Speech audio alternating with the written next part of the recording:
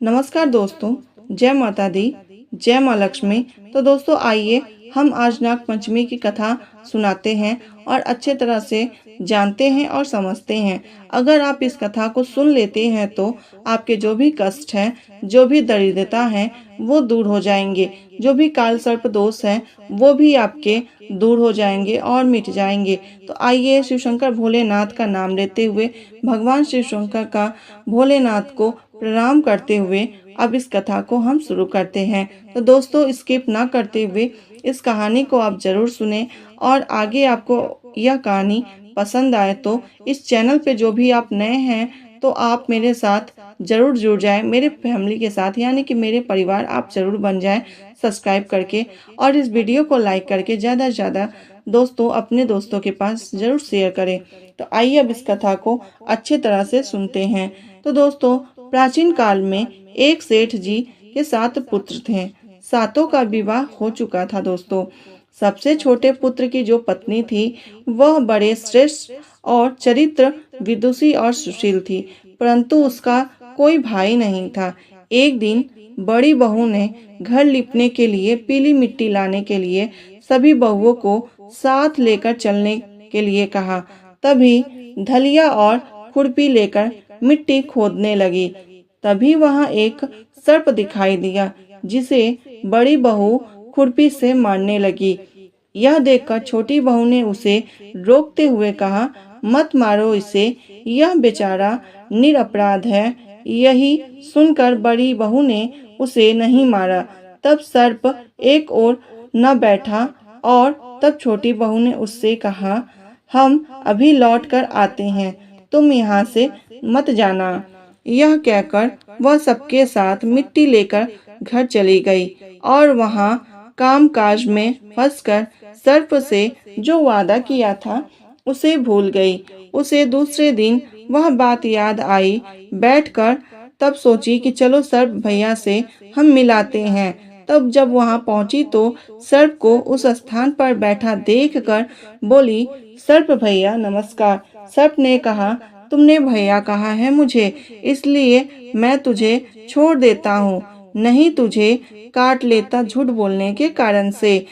तो वह बोली, भैया मुझे भूल हो गई, उसकी क्षमा मांगती हूँ।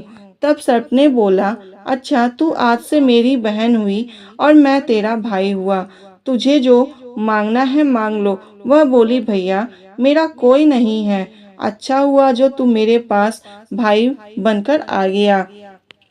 तो कुछ दिन बीतने के बाद वह सर्प मनुष्य का रूप धारण करके उसके घर पर आया और बोला कि मेरी बहन को भेज दो। सबने कहा कि इसका तो कोई भाई नहीं था। तब वह बोला कि मैं दूर रिश्तेदार से आया हूँ, मैं उसका भाई हूँ। बचपन में ही बाहर चला गया था। उसके विश्वास दिलाने पर घर के लोगों ने छोटी बहू को उसके साथ भेज दिया।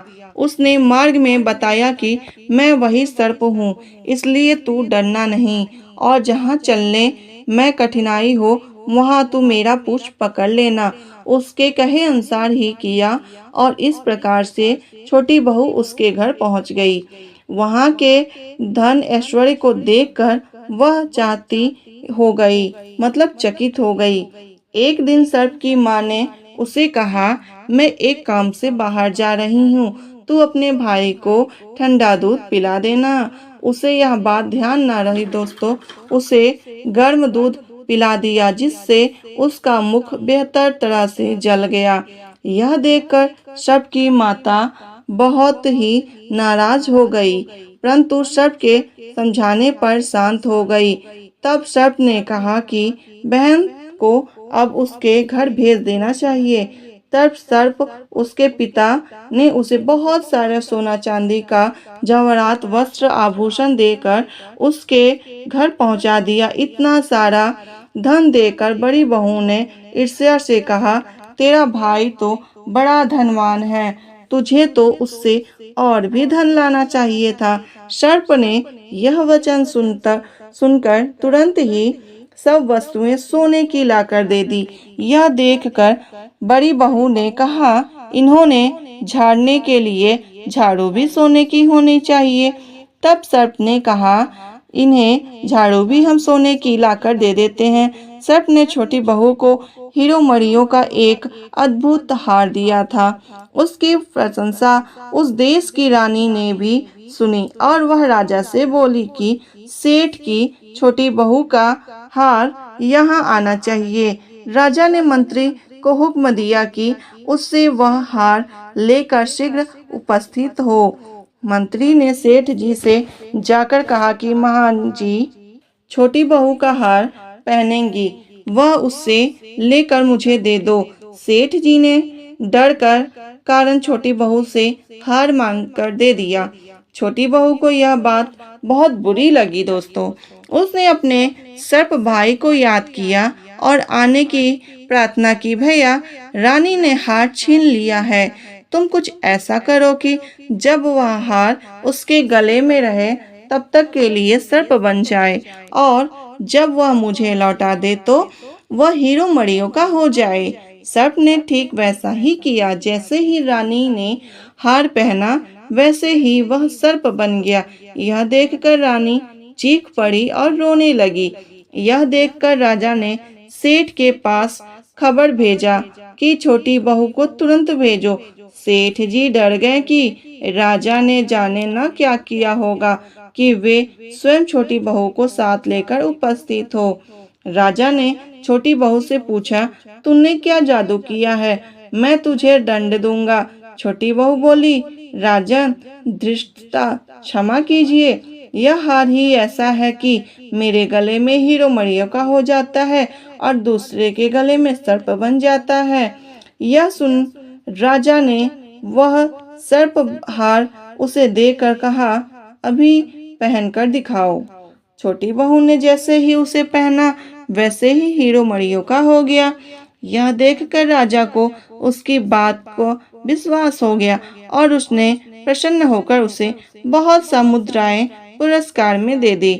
छोटी बहू वह अपने हार और इसी सहित घर लौट आई, यानी कि वह जो उपहार दिए थे उसको सभी चीजों को लेकर वह अपने घर लौट आई।